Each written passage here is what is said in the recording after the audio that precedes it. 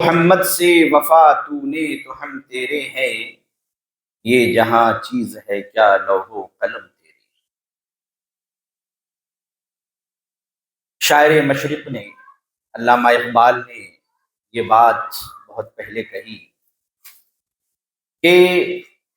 مسلم امت کی کامیابی اور اس کی کامرانی اس دنیا میں عزت اور تمام قسم کی سرخروئی کا جو واحد راستہ ہے وہ یہ کہ ایک آدمی جب اپنے آپ کو مسلمان کہے، مومن کہے، کلمہ لا الہ الا اللہ محمد الرسول اللہ کی جب گواہی دے دے، محمد عربی صلی اللہ علیہ وسلم کو جب اپنا رسول مان لے، رب العالمین کی وحدانیت کی جب وہ گواہی دے دے، تو پھر اس کے بعد احمد مجتبیٰ رسول خدا صلی اللہ علیہ وسلم سے اگر وہ غداری کرے، آپ صلی اللہ علیہ وسلم کے فرمان، آپ صلی اللہ علیہ وسلم کے فیصلے سے اگر وہ پیچھے ہٹ جائے، نبی صلی اللہ علیہ وسلم تاجدار مدینہ کی باتوں کے علاوہ کسی اور کی بات میں آ جائے، ایک طرف اس کے سامنے آمنہ کے لال کا قول موجود ہو، ایک طرف اس کے سامنے تاجدار مدینہ کی حدیثیں موجود ہوں، رب العالمین کا کلام موجود ہو، اور اس کے بعد وہ آمنہ کے لال کو چھوڑ کر کسی اور کے لال کی بات مان لے۔ دنیا کے اندر کوئی بھی شخصیت، چاہے وہ جتنی بڑی ہو جائے، جتنی بڑی اس کی ہستی ہو، بڑے سے بڑا پیر ہو، بڑے سے بڑا ولی ہو جائے، اللہ کی قسم محمد عربی صلی اللہ علیہ وسلم سے وہ اوپر نہیں بڑھ سکتا۔ اللہ کے رسول صلی اللہ علیہ وسلم سے بڑھ کر کے کوئی مرتبے والا نہیں ہو سکتا۔ آپ یاد کریں، معراج کی رات ہے، اللہ کے رسول صلی اللہ علیہ وسلم کو راتوں رات اللہ تبارک و تعالی مکہ مکرمہ سے فلسطین لے جاتا ہے، مسجد اقصی میں۔ وہاں پر اللہ کی مشیت، نماز کا وقت ہے، تمام کے تمام انبیاء، کم و بیش جو کہتے ہیں کہ 1,24,000 انبیاء، کم و بیش کہا جاتا ہے، یعنی ان کی تعداد کا علم اللہ ہی کو ہے، کیونکہ اللہ نے فرمایا وَلَقَدْ بَعَثْنَا فِي كُلِّ أُمَّةٍ رَسُولًا، تحقیق کہ ہم نے ہر امت میں ایک رسول بھیجا۔ تو اللہ تعالیٰ نے ہر امت میں ایک رسول بھیجا۔ دنیا جب سے ہے، نہ جانے کتنی امتیں آئیں، نہ جانے کتنی امتیں پیدا ہوئیں، مر گئیں، اور نہ جانے قیامت تک کتنی امتیں اب آئیں گی، لیکن آپ صلی اللہ علیہ وسلم کے بعد اب نہ کوئی نبی آئے گا، نہ کوئی رسول آئے گا۔ اب اگر آپ کے دنیا سے گزر جانے کے بعد اگر کوئی شخص یہ کہتا ہے کہ میں نبی ہوں، تو وہ جھوٹا ہے، وہ کذاب ہے، وہ خائن ہے۔ معراج کی رات ہے، اللہ کے رسول صلی اللہ علیہ وسلم تمام نبیوں کے ساتھ موجود ہے۔ اللہ کی مشیت، اللہ چاہے تو کچھ بھی کر سکتا ہے۔ اللہ نے تمام نبیوں کو جمع کر دیا، چاہے وہ حضرت موسیٰ علیہ السلام ہو، عیسیٰ علیہ السلام ہو، زکریا علیہ السلام ہو، یعقوب علیہ السلام ہو، صالح علیہ السلام ہو، ہود علیہ السلام، جو بھی ہیں تمام انبیاء کو جمع کر دیا۔ امامت کا پوسٹ خالی ہے، مصلی جس پہ نماز پڑھایا جائے گا، کون کھڑا ہو کر کے نماز پڑھائے گا؟ جگہ خالی ہے، کسی کی ہمت نہیں ہو رہی کہ کون آگے بڑھے۔ اللہ اکبر، حضرت جبرائیل علیہ السلام، اللہ کے فرشتوں کے سردار، روح الامین، وہ آگے بڑھتے ہیں، اللہ کے رسول صلی اللہ علیہ وسلم کا ہاتھ پکڑتے ہیں اور مصلی پہ کھڑا کر دیتے ہیں۔ اللہ کے رسول صلی اللہ علیہ وسلم اپنے سے پہلے تمام نبیوں کی امامت کرتے ہیں۔ در حقیقت معاملہ کیا تھا میرے بھائی؟ اللہ رب العزت یہ ثابت کرنا چاہتا تھا کہ سنو، محمد عربی صلی اللہ علیہ وسلم اگر امام ہے تو کوئی ایسے ویسے امام نہیں ہے، امام الانبیاء ہے۔ دنیا میں آپ سے بڑھ کر کے آپ سے بڑا کوئی امام ہو ہی نہیں سکتا۔ اسی لیے شاعر نے کہا کہ بعد از خدا بزرگ تو یہ قصہ مختصر، اللہ کے بعد اگر کوئی شخصیت معتبر ہے،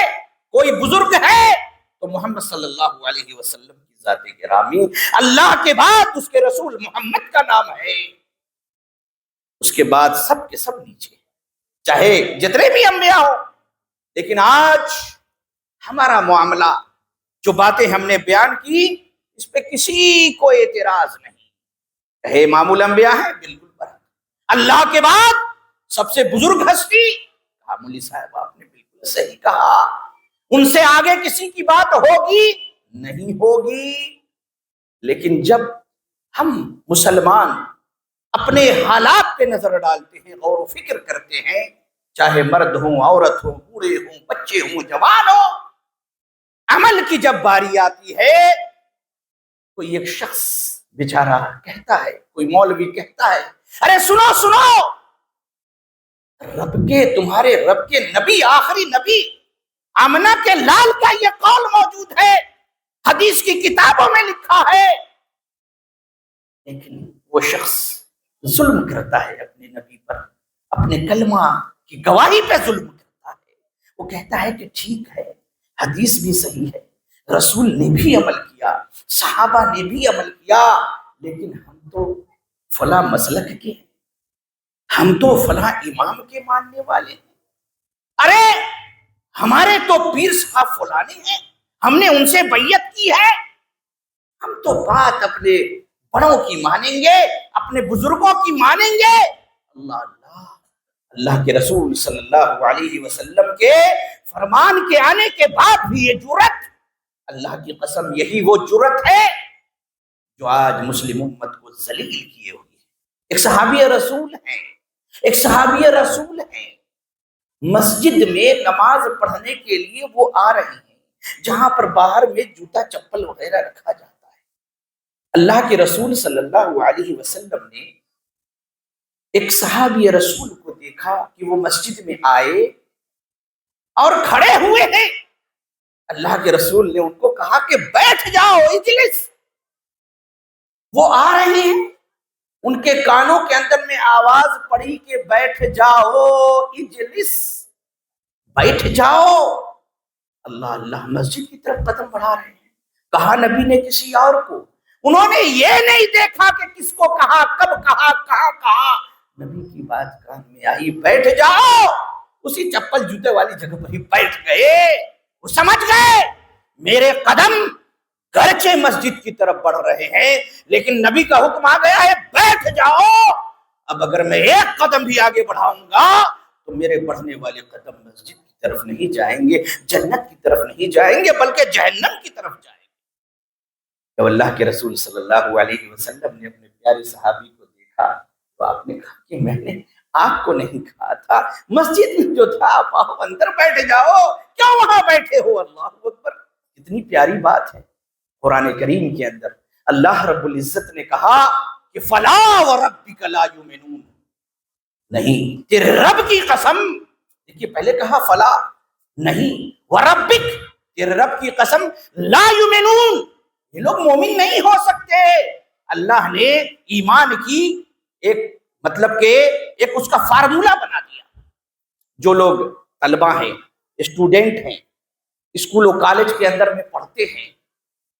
میتھمیٹکس بھی پڑھتے ہیں، جو بچہ 10ویں جماعت پاس کرتا ہے تو الجبرا ضرور پڑھتا ہے، تو مان لیجئے کہ الجبرے کے اندر میں ایک فارمولا بنا دیا میتھمیٹیشینس نے، کہا کہ a+b کا ہول اسکوائر کیا ہوگا، a² + 2ab، جو بھی ایک فارمولا ہے۔ تو بھائی اب وہ جو اس کا فارمولا ہے، اس فارمولے سے ہٹ کر کے میتھ نہیں بنے گا۔ میتھمیٹکس میں بچہ جب پڑھتا ہے تو اس کو ایک فارمولا دے دیا جاتا ہے، کوئی ایک ایسا حساب آ جائے جس کے اندر میں جوڑ ہو،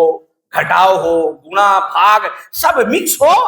تو اسکول کے استاد پڑھاتے ہیں، مدرسوں میں بھی تھوڑا بہت میتھمیٹکس پڑھاتے ہیں بھائی، تو اس میں پڑھاتے ہیں کہ دیکھو یہ ایک فارمولا ہے بورڈ ماس ہے نا جی، کہتے ہیں پہلے برائکٹ کا کام کرو، پھر آف کا کام کرو، پھر ڈیویژن کا کام کرو، پھر ملٹیپلیکیشن کا یعنی گنا کا کام کرو، پھر ایڈیشن کا کام کرو، اور آخر میں کیا کرو، سبسٹریکشن کا یعنی گھٹاؤ کا کام کرو۔ یہ فارمولا ہے، اس سے ہٹ کے کوئی اگر بنائے گا تو آنسر غلط ہو جائے گا، الٹا پلٹا چوپٹ ہو جائے گا۔ اللہ رب العزت نے بھی اپنے بندوں کو ایک فارمولا دیا، کہا فلا وربک، نہیں تیرے رب کی قسم، لا یؤمنون، یہ مومن نہیں ہو سکتے، لاکھ کلمہ پڑھ لے مومن نہیں ہو سکتے، فلا وربک لا یؤمنون حتی یحکموک فیما شجر بینہم، جب تک کہ تجھے اپنے آپسی اختلافات میں یہ اپنا جج نہ بنا لے، آپس میں جو ان کے درمیان اگر اختلاف ہو کسی بھی مسئلہ میں، دنیاوی معاملے میں، دینی معاملے میں، جب تک کہ تجھے یہ اپنا منصف، اپنا جج، اپنا حاکم نہ تسلیم کر لے، فلا وربک لا یؤمنون حتی یحکموک فیما شجر بینہم، جب تک تجھے اپنا حاکم نہ بنا لے یہ مسلمان نہیں ہو سکتے، ثم لا یجدوا فی انفسہم حرجا، اللہ اللہ، مما قضیت، پھر جو تو فیصلہ کر دے میرے حبیب، آپ جو فیصلہ کر دے، اس فیصلے کے بعد اپنے دل میں کوئی حرج، کوئی تنگی محسوس نہ کرے۔ حرج، تنگی، رسول کی بات ہو یا دنیا میں کسی کی بات ہو، عمل کرتا ہے لیکن تنگی کے ساتھ عمل کرتا ہے۔ جیسے آپ مثال سمجھیں، اللہ رب العزت نے یہ نہیں کہا کہ ثم لا یجدوا فی انفسہم حرجا مما قضیت، جو آپ نے فیصلہ کر دیا اس کے بعد اپنے دل میں تنگی محسوس نہ کرے، یہ نہیں کہا کہ جو آپ فیصلہ کر دیں اس کے اوپر عمل کرنے سے انکار کر دینا، تنگی محسوس کرنا انکار سے بہت نیچے کا درجہ ہے، انکار تو سیدھے کفر ہے کہ نہیں مانیں گے۔ اللہ رب العزت نے پورے قرآن کریم کے اندر جہاں اپنی توحید کی عبادت دی ہے، اعبد اللہ، ایک اللہ کی عبادت کرو، اس کے ساتھ کسی کو شریک نہ کرو، لگ بھگ ہر جگہ کہا ہے وبالوالدین احسانا، اپنے والدین کے ساتھ اس نے سلوک کرو۔ اللہ اپنا حق جتا رہا ہے کہ صرف میری عبادت کرو، ماں باپ کا حکم مانو۔ قرآن کریم میں یہ بھی کہا کہ تمہارے ماں باپ میں سے جب دونوں یا دونوں میں سے کوئی ایک اگر بوڑھے ہو جائیں، فلا تقل لہما اف، اف تک نہ کہو، ولا تنہرہما، ارے جھڑکو بھی مت۔ تو اف نہ کہو کا مطلب کیا ہوا کہ اس سے آگے سب سے نیچے کا درجہ ہے اف کہنا۔ جیسے ایک لڑکا ہے،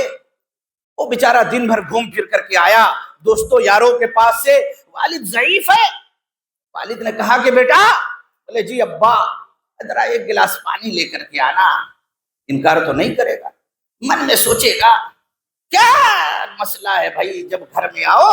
ارے 2 منٹ ابا چین نہیں لینے دیتے، کبھی کہتے چائے لے کے آؤ، کبھی کہتے پانی لے کر کے آؤ، کبھی کچھ کہتے ہیں۔ باپ کے حکم پہ عمل کر رہا ہے لیکن دل میں تنگی محسوس کر رہا ہے، تنگی محسوس کر رہا ہے جو عام معاشرے میں ہے کہ کیا ابا جو ہے بوڑھے ہو گئے ہیں، نعوذ باللہ من ذالک، بات بتے یہ کہہ دیتے سڑیا گئے ہیں، جب دیکھو ہر چیز میں ٹانگ اڑاتے رہتے، ارے ان کو کیا پتا دنیا کے بارے میں، ابھی تو نیا دور چل رہا ہے۔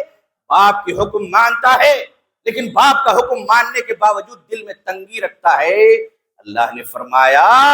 ثم لا یجدوا فی انفسہم حرجا، آپ کے فیصلے کے بعد اپنے دل کے اندر تنگی محسوس نہ کریں، وَيُسَلِّمُوا تَسْلِيمًا، بالکل سرنڈر کر دیں، سر جھکا دیں، آتم سمرپن کر دیں، بالکل ایک دم نتمستک ہو جائیں۔ آپ ہندی میں اس کا ٹرانسلیشن کر لیں، نبی کی بات آ گئی۔ تو میرے بھائی، کیا ہم اپنی اس کیفیت کے مطابق زندگی گزار رہے ہیں؟ قرآن کریم کے اندر اللہ رب العزت نے فرمایا انما کان قول المؤمنین اذا دعوا الی اللہ ورسولہ لیحکم بینہم، جب مسلمانوں کو اللہ اور اس کے رسول کی طرف بلایا جاتا ہے، لیحکم بینہم، تاکہ اللہ اور اس کا رسول ان کے کسی بھی مسئلے کے اندر جو بھی ان کے اندر اختلاف ہے اس کا فیصلہ کر دے، لیحکم بینہم، تو مومنین کا قول کیا ہوتا ہے؟ ان یقولوا سمعنا واطعنا، ہم نے سنا اور اطاعت کی۔ اب یہ نہیں کہ نبی کی حدیث سن لی، نبی کا فرمان سن لیا، ٹھیک ہے مولانا صاحب آپ تو بیان کر رہے ہیں صحیح ہے، ٹھیک ہے ہم اپنے امام صاحب سے پوچھیں گے، پتہ کریں گے، اچھا ایسا تو ہے نبی نے کیا، لیکن اتنے سارے لوگ جو تھے سب بے وقوف تھے کیا؟ ہمارے ابا دادا پردادا فلاں حاجی صاحب جو کر رہے تھے، ارے نبی کی کوئی بات آ گئی ہے، اب اس کے سامنے تم جو ہے کسی دوسرے کی بات کیوں پیش کرتے ہو؟ اللہ کے رسول قرآن کریم کے اندر جو اللہ رب العزت نے فرمایا، اے ایمان والو لا ترفعوا اصواتکم فوق صوت النبی، اے ایمان والو نبی کی آواز کے اوپر اپنی آواز نہ کرو۔ مطلب نبی نے جب کہہ دیا اس کے بعد اب ہمارا کوئی اختیار نہیں رہ جاتا۔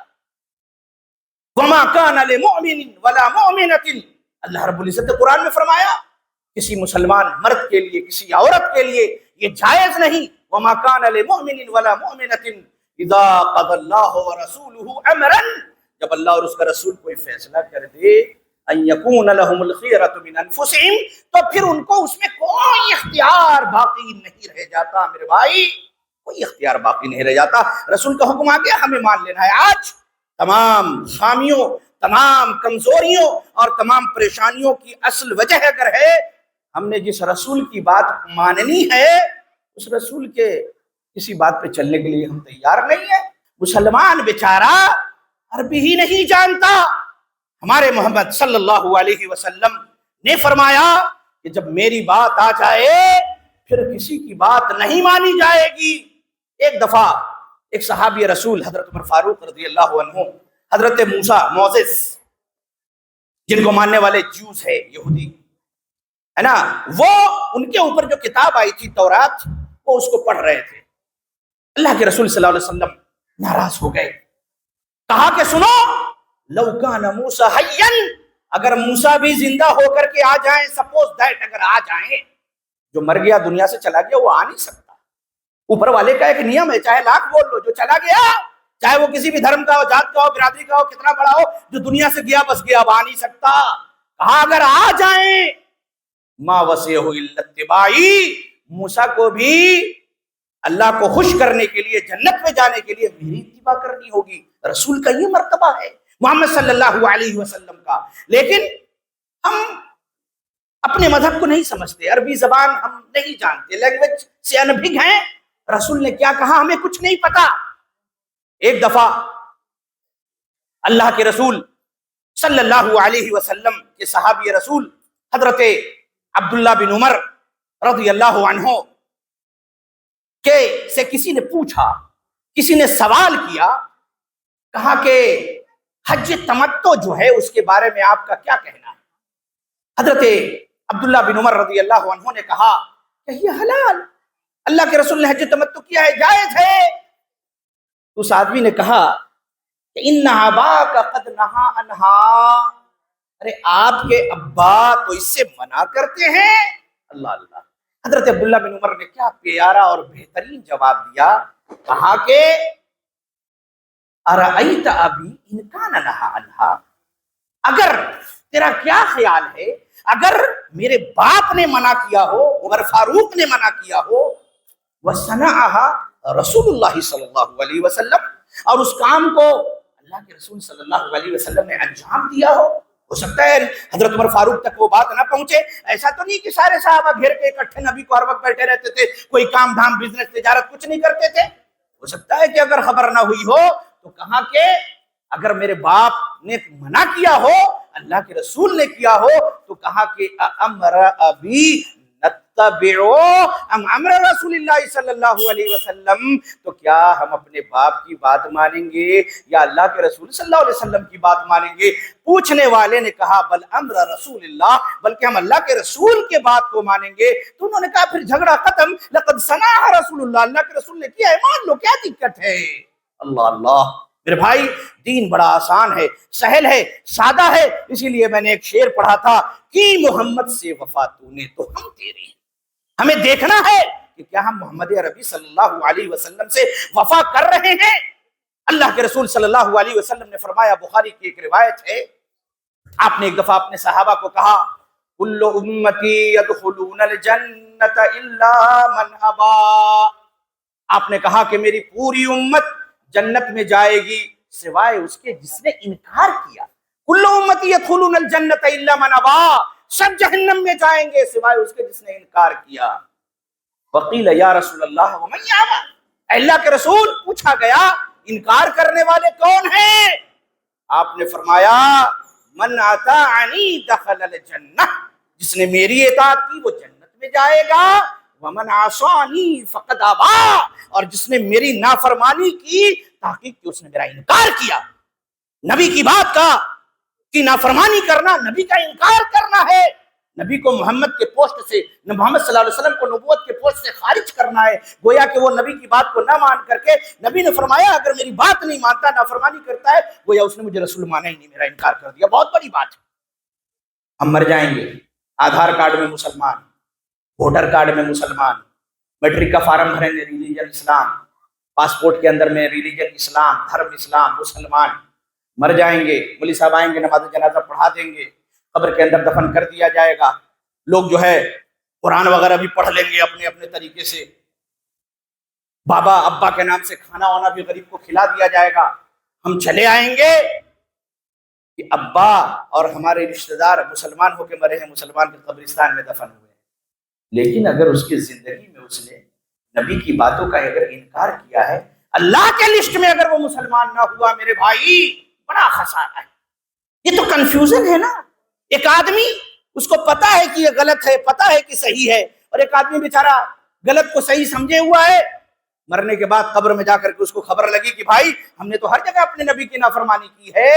تو پھر اس کا ٹھکانہ کیا ہوگا؟ میرے بھائی ایک مثال سے میں آپ کو سمجھاتا ہوں کہ جب جھگڑا ہو جائے، اختلاف ہو جائے کسی مسئلے میں، تو ہمیں ہر حالت میں اللہ کے رسول صلی اللہ علیہ وسلم ہی کی بات ماننی ہے. مات یموت موتن، دنیا سے گزر جانا، مر جانا.